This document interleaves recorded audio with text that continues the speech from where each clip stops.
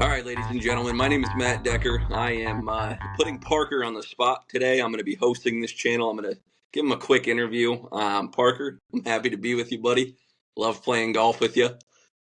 How's it Thanks going? for thanks for having me, man. I'm a big fan of all your podcast work in the past. You do a bang up job, so looking forward to it. Thanks for having me on. I appreciate you. You always bring the best out of me, so I appreciate that, Parker. But Yep. let me Yes, let sir. me start by asking you this: how did you get into golf? I was big into basketball and baseball growing up. Get pretty good athlete, and my next door neighbor, his dad was a big golfer. So just kind of dragged me to the course one day when I was 12 years old during the summer. Nothing else to do. Went to the course one day. Think I hit maybe one good shot at the end of the round and fell in love and really hadn't looked back. 12 years old. I was a little late bloom, late starter. A lot of kids, 3, 4 years old, but 12 years old was really the first time I started taking it seriously. That's awesome. So you could actually kind of remember it because you were conscious at that time. It's not like you don't remember picking up your first club. So that must have been a pretty cool experience. Do you remember the first time you like flushed a shot when you knew you were Uh, kind of into the game of golf? Not in, yeah, I can remember one shot on the 14th hole at the Cardinal. I finally turned one over a draw. It was a 3 iron from 180, I think. I was like 12 years old. But quick Wow. story about like junior golf at that age. That summer, maybe it was the summer before that, I just decided to play in the club championship, the junior club championship. It was a 9 hole over the weekend. And just played in it for the LOLs. I think some of my buddies were playing in it, so I went out there. I shot 59, 59, 118 for 18 holes. Wow. Then the following year, this was like after a full year of playing, practicing, fell in love with it.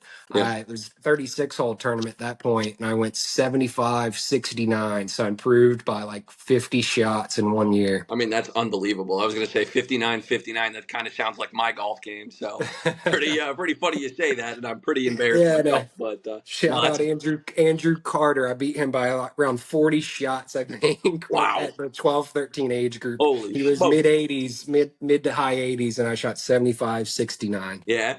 At that age, were you kind of watching golf as well, or were you mainly playing it? uh, I think Tiger, big Tiger. That's probably how my neighbor Will got. He's a couple years older than me. I think he would say the same thing. Just like Tiger was insane at the time. We're talking early 2000s. Yeah. I just missed his 2000 year. So I'm 36 years old. When the year I'm talking about when I was like 12 years old would have been 2001, going on 2002. But he was still massive. He won the first two majors of '02, and he was, talking of going for the Grand Slam, the season slam that year. But it was really Tiger. Just he was the guy. Yeah, I mean, I couldn't agree more, and that's a pretty cool beginning story. It's a really fun person to start watching golf to get you into it. So, absolutely, a Yeah. really good first person to watch. Yeah, I miss watching him, man. I hope I can find a way, he can find a way to give it another run. It's gonna be hard, man, with all those injuries, but he's getting older. He's It's still one of the best athletes to ever live. it's So, tough. It's hard to count him out. So we'll see. We'll see what absolutely. happens. That kind of leads into my next question. I could imagine who one of these people would be, but if you had to pick three people, living or dead. Sorry, let me restart that. This kind of leads me into my next question, which is if you could choose three people, living or dead, who would you pick to play a round of golf with?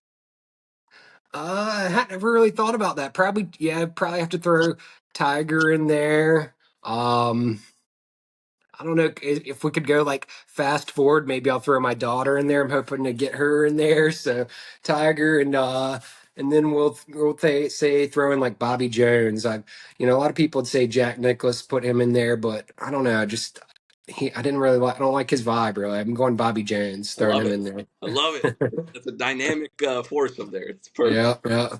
But I do want to ask also. I mean, you got into the YouTube golf scene. I remember the day that we first started talking about it. We were sitting at Cooper's Tavern in Little River.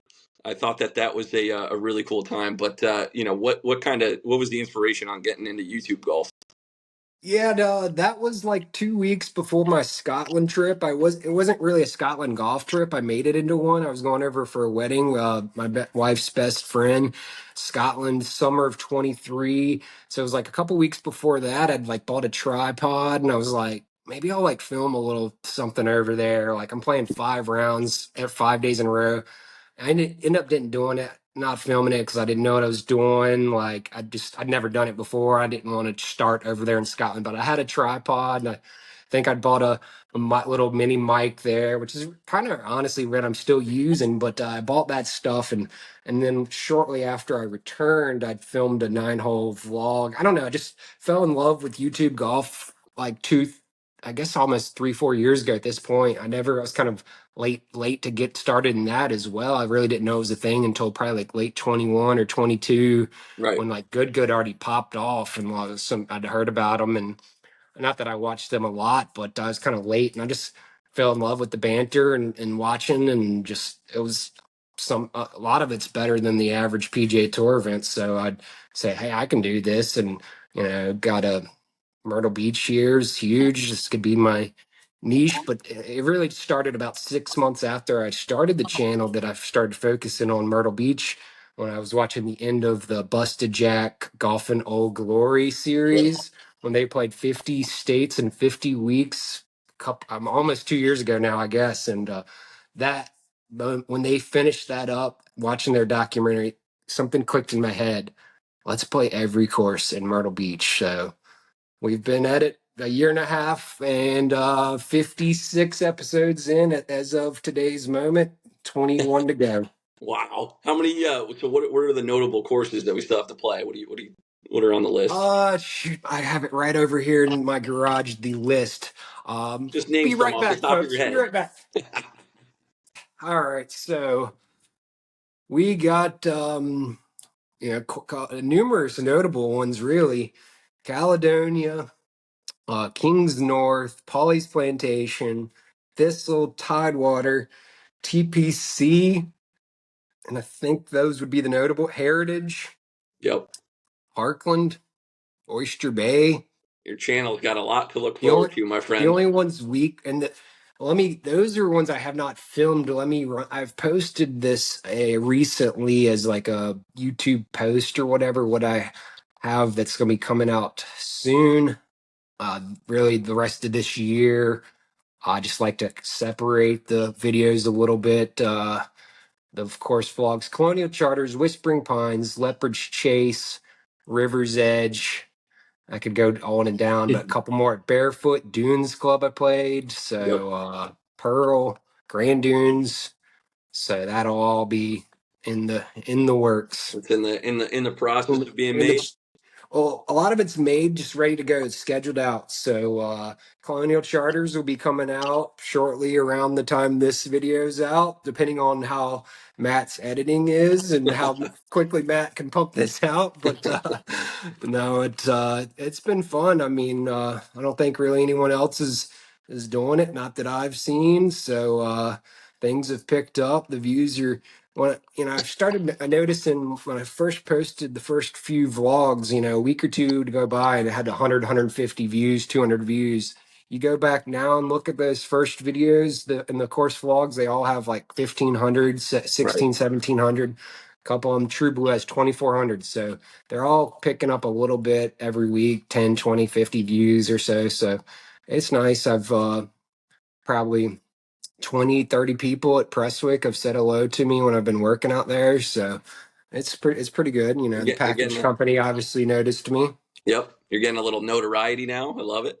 Shout out to Golf Uh, Trek. Golf Trek, thank you for making all this possible. So head to our website for all your golf package needs to Myrtle Beach. Tee times at every course in the area. Tons of different packages. Here's a list of all our packages, resorts, over 100 different hotels, resorts, and golf course villas. You can pay right on our app, very simple to use. You can contact me directly, help you out. Parker Plays at yourgolfpackage.com. Thanks again, Myrtle Beach Golf, powered by Golf Trek. We had a maybe we can transition a little bit to Sea Trail, or I'll let you, wherever you want to go. You're the guy to that Absolutely. tonight. I mean, so what I did want to ask before we kind of lead into our experience at Sea Trail, I kind of wanted to ask you were talking about fun, you're talking about it's kind of a niche industry that you got into. What's been the most fun video for you to make so far?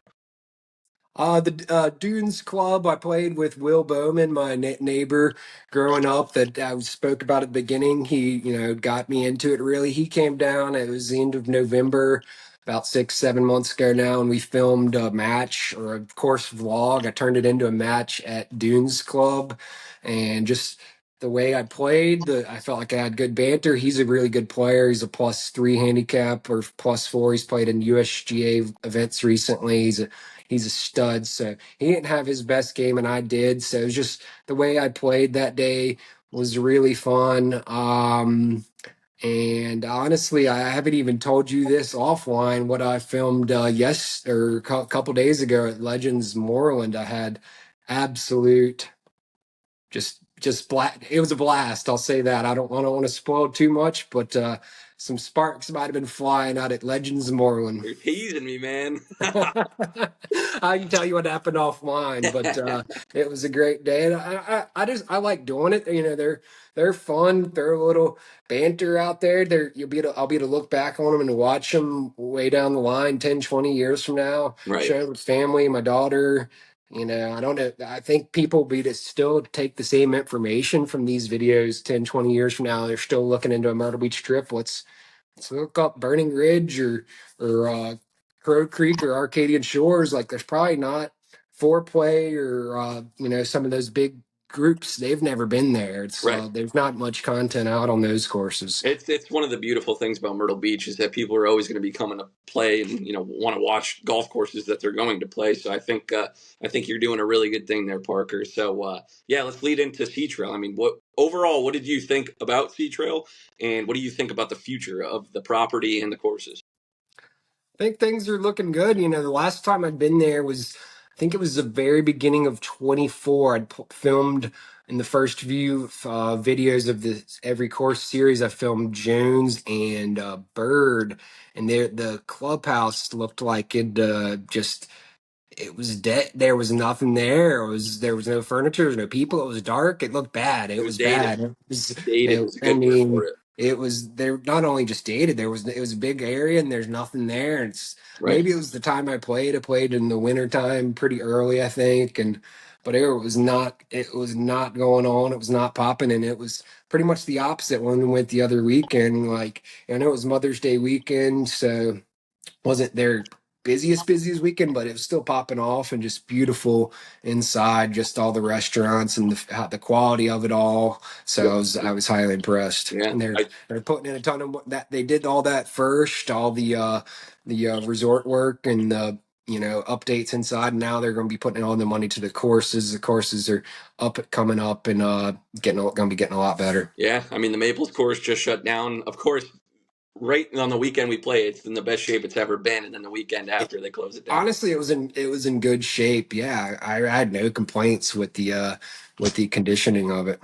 Yeah, and looking forward, I think you would agree that Maples has the best layout of all three, and I think with the renovations they're going to be doing, I think it's going to be awesome. So couldn't agree more with you, buddy. But yeah, do you mind Man, if we dive a little bit back into the YouTube golf process or? wherever you want to go, you're the Yeah. boss So tonight, man. I kind of want to take a look at behind the scenes, like what goes into a video that you think a lot of subscribers or viewers wouldn't really expect. Oh, probably just the amount of time it takes. This one of my loyal commenters, PJG Golfer. I see if I can find this comment here. He was asking about the tracers or commenting on tracers, and I think I'd have to pull it exactly what he said. Hang on a sec here. Basically, just I'm not sure where it is, but basically the tracing, it takes a long time. You Oh have yeah. to play with it. There's not any good program, or there's not any programs that automatically do it, that not that I am aware of. I'm kind of basic on iMovie, not, it's doing the job. I went from iPad to a Mac, so it has a few more tricks, but pretty basic editing. I had no experience at, less than 2 years ago. I could post a picture on Twitter. Like I literally had knew nothing about videos, learned it all. Like I'd recently changed tracer programs from Golf Tracer to Ace Trace, which I like. It's a paid program, but you can change colors and play with it tails off, and you can change a few things. You can put yardage, and the other one I was previously just was one color, and I don't know. I just changed programs, but it takes a long time. You know, I'm thinking a 9 hole course vlog, uh, or say an 18 hole every course in Myrtle Beach series. That's 15 to 20 hours probably. Yeah, and it's like another full time job for you. I mean, it's not easy. So yeah, I think it's definitely awesome to hear what goes into it. I know myself when I was seeing you post the tracers of your shots, I would always think, how do these people even do it? Is there a program that follows the ball? But no, you have to literally trace the angle that your ball is going until it finishes Well, as accurate basically as possible.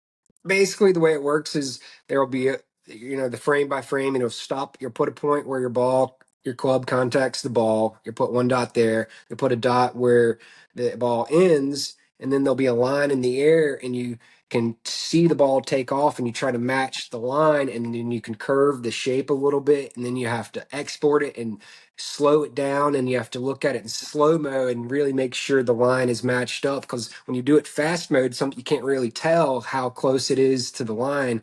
And I want it to be nice. I don't want something sloppy where the ball isn't really on the line and stuff like that. So I slow it down, and I'm deleting and redoing that's one of the faults of the program. Can't really change it without exporting. I don't know, just have to export it a few different times. So Yeah, it's probably 5 minutes, maybe more. If it's a snap hook, which I've been hitting, it might be more. It might be a 7 or 8 minute process. It just depends on how much the ball curves, I think. So, absolutely. but it's worth it. I'm enjoying it. Yeah, you got to be meticulous. You got to be like a perfectionist out there, and I know you are. So, and that's why the videos look good. So, I appreciate it as a viewer.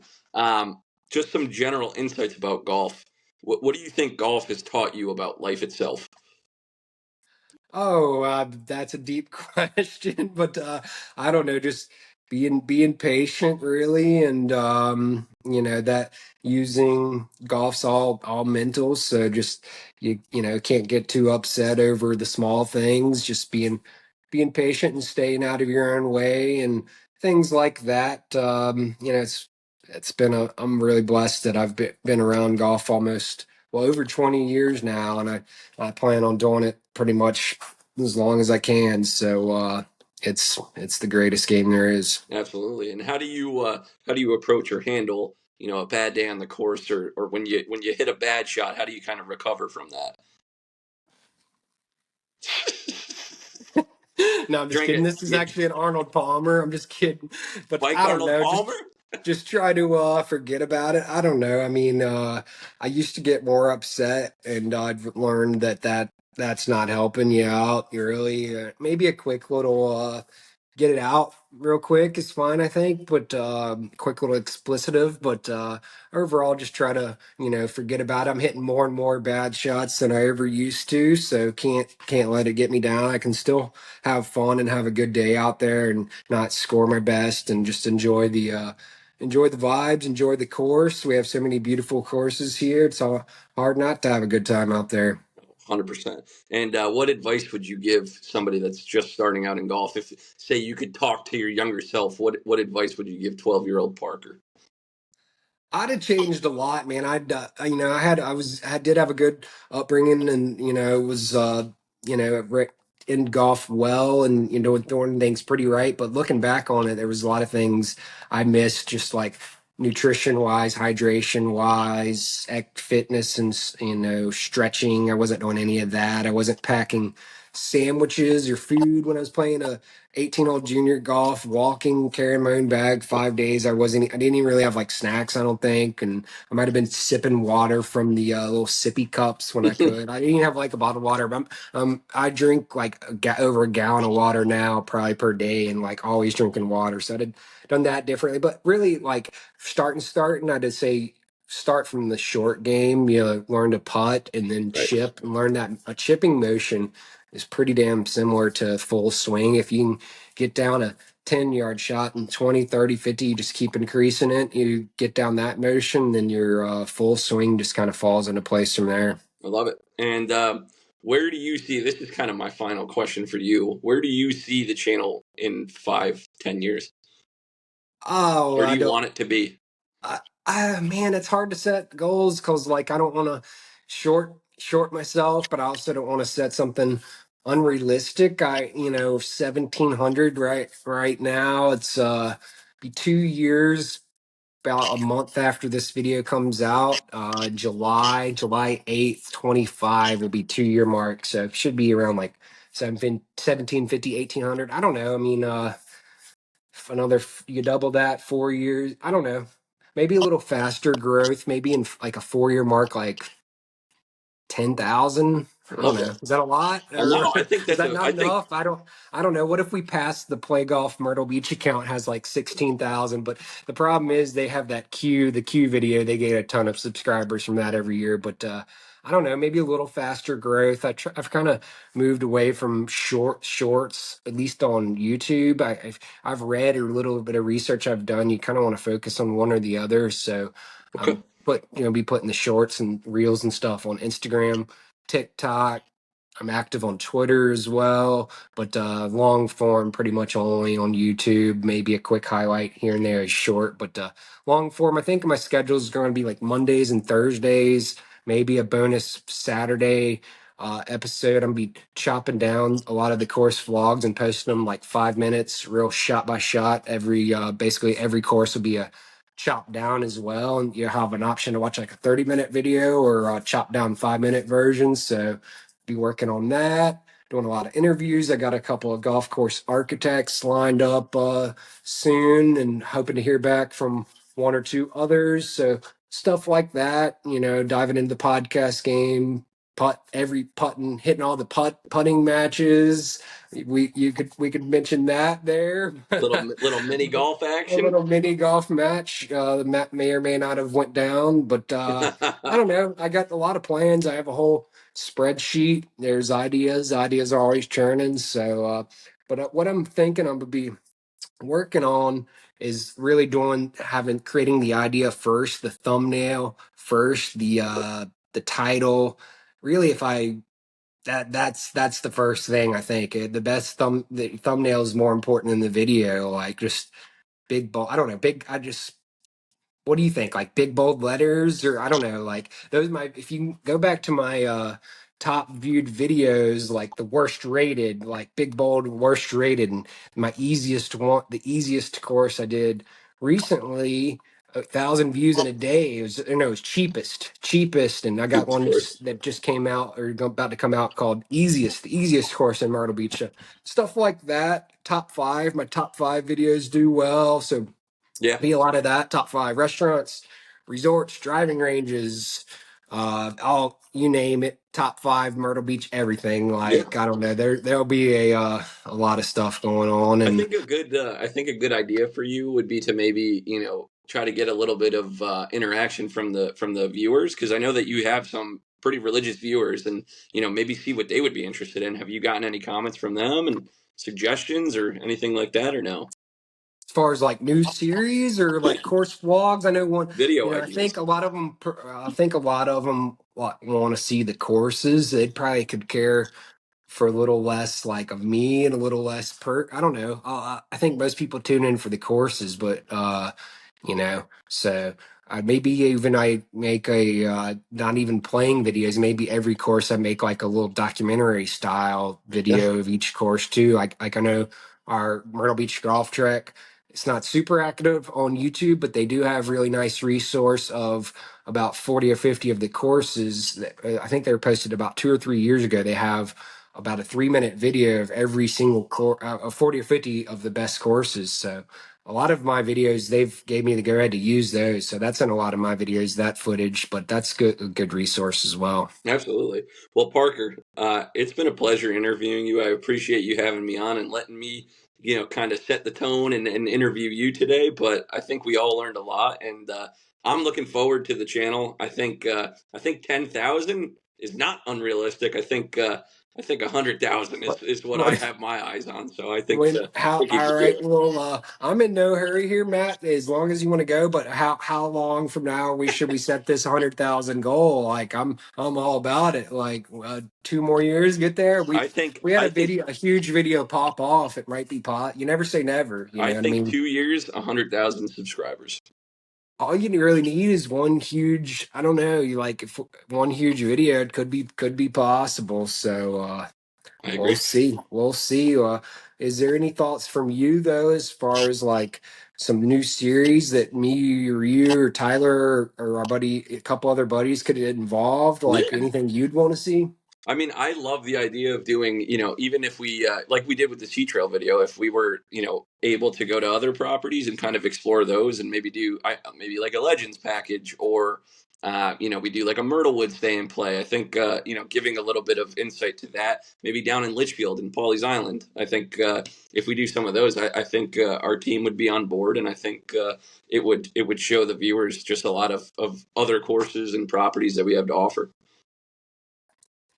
I'd be all about it, man. It was a blast, and I don't. Y'all let us know if you liked the way that was done. Kind of the way I thought of doing it was kind of just like me experiencing it. It wasn't like more of a storytelling. I wasn't really doing that. I was just like, here's what we're up to. I don't know. So it was fun. I would definitely do a lot of those. That'd be a blast. I agree. Let's do a quick fire round here. I'm going to throw some questions at you. It's going to be approximately 5 questions. I'm going to ask you answer one word. All right, Driver or putter? Potter, Dream golf trip destination. St. Andrews. Best snack to eat at the turn. Peanut butter and jelly with strawberry jelly. Could sub in an Uncrustable as well. Either one of those. Almost every time I play golf, I have to have one of those. Sorry, that wasn't one word, but go ahead. You broke the rules, buddy. Walk or ride? Oh, it's too hot here. Ride. Walk in the winter. What's your go-to excuse for a bad shot? I saw a old man walking his dog out of the corner of my eye, 150 yards down, right in my shank view, right in the shank range, and he was in my head the entire time. So I came straight over the top of it and duck hooked it in the left woods. I love it. I love it. That All is a right. huge pet peeve of mine. Is just like walking people.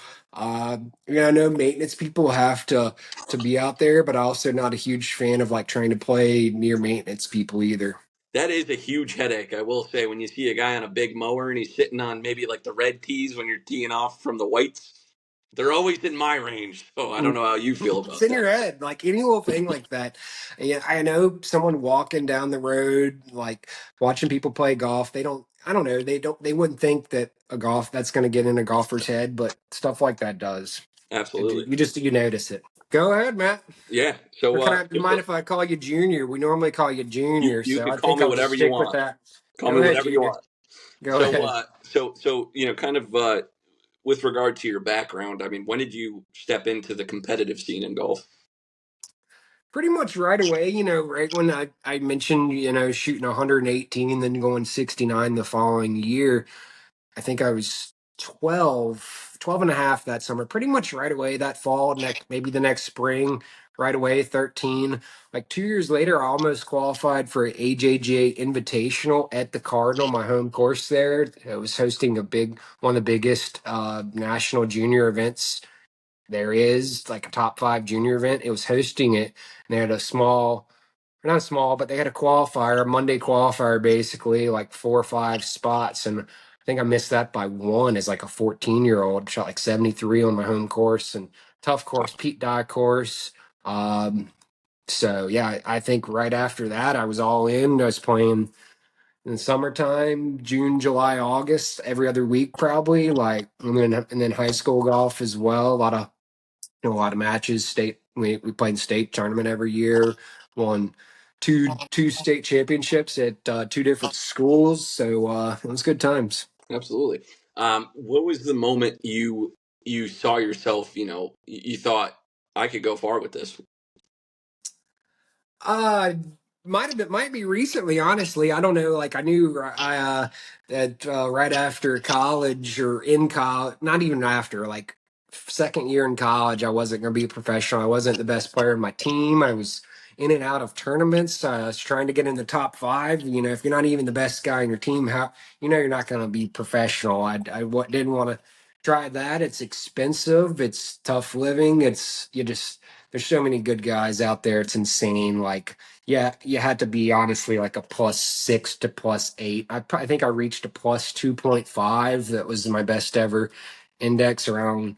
I probably was around that +1 to +2 range from age 14 really to past college, maybe like from 25 to 30, 32, I was probably like scratch or one.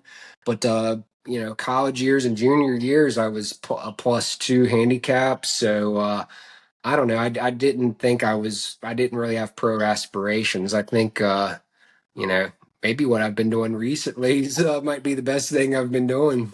I love it. When you were doing junior golf, were you self taught, or did you have any trainers or mentors or anything of that nature? Um, I wasn't. I wish I was pretty stubborn kid. Unfortunately, I wish if that was what you mentioned earlier, what I could have changed. Probably would have been gotten more lessons. I had the opportunities. My parents encouraged it, but I was kind of wanting to do it myself type guy. I did have a few. It wasn't consistent. Riley Kinlaw at the Cardinal. He actually is in the Myrtle Beach industry now at Pauley's. I have not connected with him yet. Would like to shout out Riley Kinlaw, but he gave me some lessons, and then saw another guy up in Greensboro a couple of times, but I haven't had anything since college.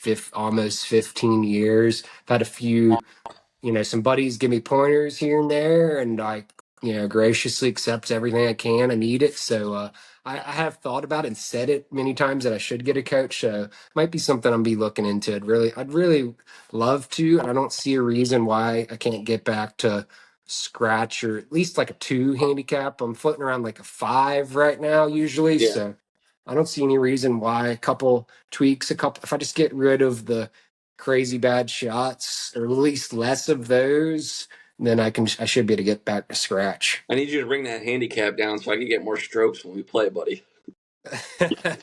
What's your index sitting at nowadays? How you been playing? I think so. I'm relatively new on the USGA Gin, but I think we're sitting right at like a 9.1. So we're mediocre, but I've been playing more golf, and I'm pretty happy with where I'm at. The more I play, I think the better I'll get. So I'm not looking to do anything close to. I'm not going to be Parker level at golf, but I'm just trying I to have mean, some fun. how can you say that? You beat me straight up on the easiest course in Myrtle Beach on the front nine there. That is true, I buddy. had to, unfortunately, I had to bail for the back. I had something come up, but you didn't go so well. You shot what, one over on the front there? One over on the front, deteriorated on the back, plus 10 on the back. So luckily the cameras were off for the back, and conveniently for you, they were off on the front as well. So, but but yeah, so you were talking earlier. I mean, you said that your parents were kind of involved in getting you into golf. Were they supportive throughout your junior golf career?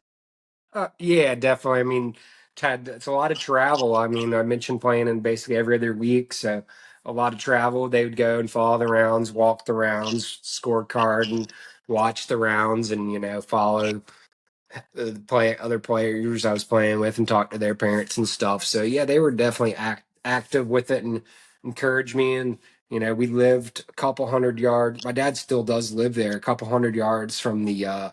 It's now the 14th tee. It used to be the fifth tee at the Cardinal in Greensboro. I know I mentioned it already, but great course. So yeah, we used to just walk down there. I'd get off the school bus and I'd walk down and play like a 5-hole loop after school. Like played every day. I had a little book I was writing, +2 through 6 holes today, or as minus, shot 37 on the front. Like I had the entire year, like I had every score every day. Even though I played like 5 holes, I had it wrote down in my little notebook. So I think I still have that. I could probably, find that, but that was It was good spot to grow up at. That's so cool, man.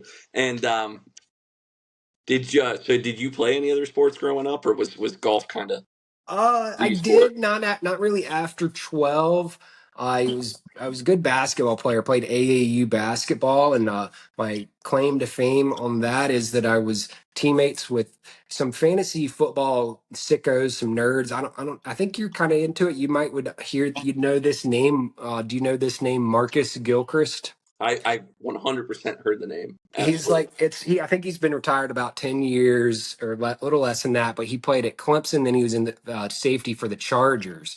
But he was the point guard on my AAU basketball team. So I played, some high level athletes, but they basically would hand the ball to him and he would just dribble past the press break every time. But I played AAU and baseball, maybe like kiddie soccer as well, but a lot of baseball and basketball till 12, and then just pretty much cold turkey, dropped those all in on golf at that point, I think. I love it. And yeah, so you were playing in the tournaments pretty frequently. It sounded like. Do you remember what the most intense tournament was that you were in? Well, intense and best were the most intense, or like or my best moment. The intense one was probably being interviewed by the local news channel, or like right before the FootJoy Boys Invitational, the big junior invitational I mentioned earlier. Well, fast forward about 4 years to when I'm 18, I got in it via a big AJGA win, and they were interviewing me like the news crews in front of other players, like right on the putting green before the round.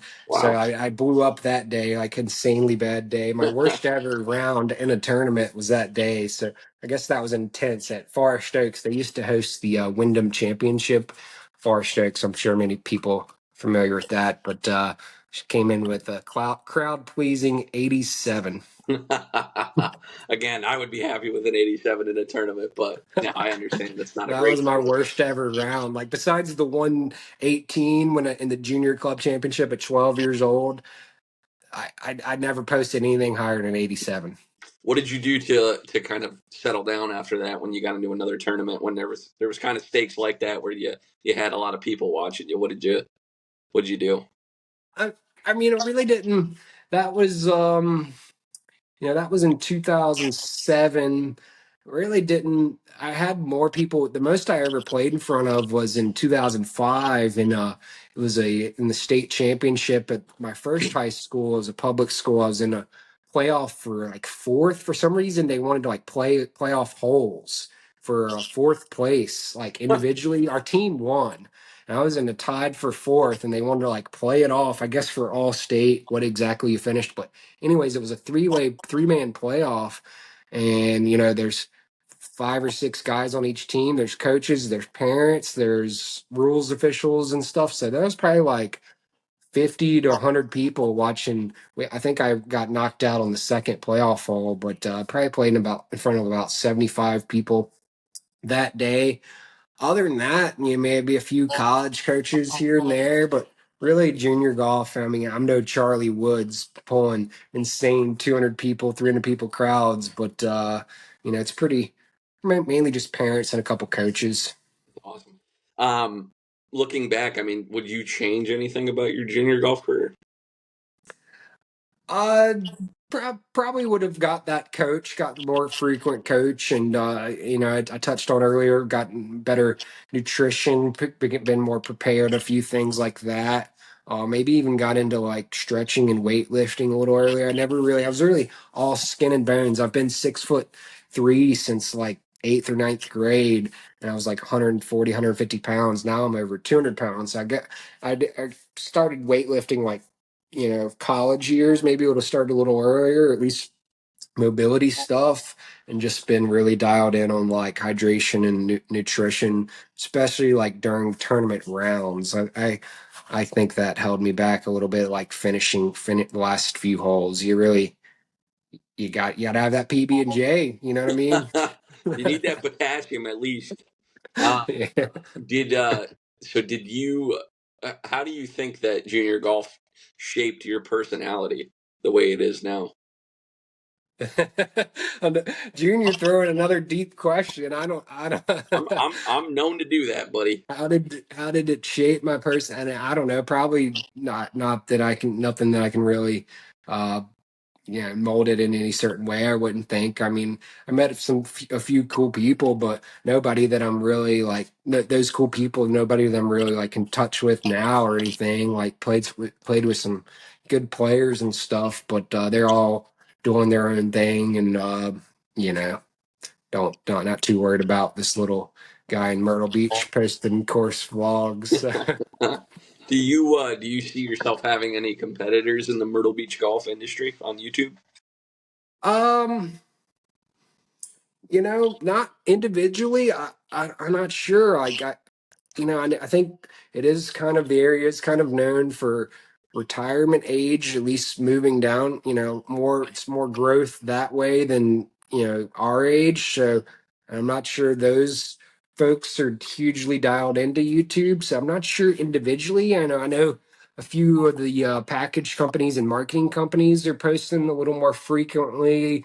Play Golf Myrtle Beach had Aaron from St. Andre a few times, and then the Myrtle Beach golf trips. I haven't watched any of those. I've seen a few of those pop up. So I don't know, maybe a few more groups. I think there's a lot. You know, it's a kind of a untapped. There's a lot of potential. A lot of. I know if I'm going on a trip somewhere, I'm gonna probably try to research the courses or watch a flyover or something. If I could watch a full vlog, heck, why not? So I think you know I think I think it's a good resource. Oh yeah, and I know that previously you were talking about having some architects on the channel and doing interviews with those kind of guys. I mean, do you see yourself, having any other, golf YouTubers coming on the channel, maybe challenging them, doing stuff like that, or? Yeah, the problem with that, you got to really be close in subscriber count and view count for them to care about you. Or this might sound bad, but I'm not. Why would I really bring on someone that has like 50 subscribers? I need someone similar to me, and Grant's not going to take on me. Why would he? He doesn't care. But I don't know. Like I haven't reached out to anyone yet, but there's a few guys in couple states so in the southeast. Their problem is they're a lot better than me. If I mean, reach out to like Joey Cold Cuts and give him a couple pops. But like if I'm playing a Grant or a Cooper or Brian Bros or someone like that, like I'm gonna need a 10 shot challenge, I think. So those dudes are all studs, like plus threes or more. And I'm sitting here like a 5 index. So I don't know, like collabs and stuff like that are I've thought about, but like I mentioned, you just really need to be close in subscriber count. And I don't know what they think about me. I'm just out there with I'm just a dude with a phone and a tripod, a nice phone and a tripod and a little mic. So I don't know. I don't have a whole crew going around following me. I don't have anybody editing. I don't have any. I try to if I'm filming someone I'm playing. A match or something, I try to zoom into their shots, but I don't have anyone zooming into my shots or double angles. All the big guys, they have the cool side angles. They flip back and forth between the angles. They I put don't have any. tripods up at the green. Yeah. I probably newsflash. I'm probably never gonna have any of that. So, I think it's okay for what it is, though. And something I've thought about, and this doesn't really tie into you specifically, but I know that you post every single shot that you hit. But when we talk about guys who are low handicap, do you think that they actually post all of their shots? Do you think they edit out some of them? What do you think? I don't know. Are you on Reddit at all? Are you read into I Reddit dabble in threads at Reddit. all? I've dabbled. It's been like a year or two, but I got deep into a thread one night about some dudes were doing research and pulling up slow mos of like Rick Shields moved like hit from a different spot, and like Bryson Sergio match. There was like a random divot that wasn't there before. Right. His one of his it cut from clip to clip, and like I don't know, you never know. It's hard to say. I don't want to throw any one guy's name out of the bus, but sometimes there's a guy who likes to hit drivers off the deck, and he plays really well on his own. When he's by himself and his matches, he's lost around 10 in a row. So you know Just saying. Not naming names. Just saying. It's hard to know. I mean, I don't know. Does if someone hits a retake or something, like, does it matter? I don't know. I don't know. Yeah. It is what it Um, is. so we kind of we've talked about your past videos, and you want to do a lot of course videos and things like that. You are getting close to doing every course in Myrtle Beach. That is something that will eventually happen. You'll post all those videos. Do you ever see yourself maybe doing some instructional videos, or things of that nature, or do you kind of want to keep it to just playing and having I fun and showing Myrtle I Beach? can't even figure out my own swing. I know I sometimes I'm just praying to keep it between the tree line and have a back swing. So I don't know. If I knew more, I would maybe think about that. My personal opinion is I don't think anyone should really be posting swing advice if they're not a PGA certified professional, like, you know, went to school, trained on how to teach golf and Right. understand the swing. So I don't know what I'm doing. It's almost I like could give a couple of tips, my insight, but, you know, I don't. People kind of got to take that with a grain of salt. This dude's a 5 index, so I agree, and that's a really good point. It's almost like somebody that's not a lawyer giving legal advice, so you wouldn't see that happening. That's yeah, illegal to do. But yeah. no, I really want to get into like more podcasts. I know, Myrtle Beach Golf Chronicles kind of came up with a name for a podcast with me and you and Tyler Caruso, and posting around the beginning of every month, like course updates, what's any news stuff going on at the resorts, any course, closures and stuff that going on at Sea Trail, any kind of stuff like that, and also some of our personal lives and a little bit of just we sit around and BS for like an hour once a month. So I yeah, think that'll be a podcast in the works. Myrtle Beach Golf Chronicles. Let me know if you like that name, but I don't know, stuff like that. Just focusing on the course vlogs and putt courses and top fives and just a lot. As I mentioned earlier, entire spreadsheets. So yeah. uh, should be a lot in the works. I think that's a brilliant idea too, and I mean the industry is just changing all the time. I mean, a lot stays the same, but a lot changes. So if we could give people updates, especially if you post those videos pretty shortly after we take them and record them, I think it'll be helpful to people that are coming on trips and things like that. So I think that's a really really good idea that you came up with. Heck yeah. All right, my final question to you, P Dog. How many strokes do you think I would need to beat you? I think we just go straight off of what the gin says. So four. I'm giving you next time we go out. I'm giving you four for an 18-hole video, and you'll like it. That's all you'll get. All right, fine, we'll do it. Unless they're up to date, we'll check the gin the day of. Unless something's changed, I don't know. This round at Legends might throw things off. Legends of Moreland, shout out. Don't So tease me, buddy. You teased me again. I want to know all about it. That'll be off camera, though, folks.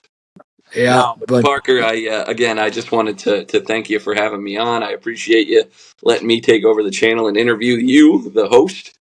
they, It was a pleasure, and I liked learning more about you. I've learned a lot about you today, and I thought I knew a lot previously, but it was a pleasure. appreciate it. Enjoyed it. Thanks for having me on, Matt. You got it, my friend. Let's plan our next golf trip, okay? Absolutely. All right. Peace out. All right. See you guys. Peace.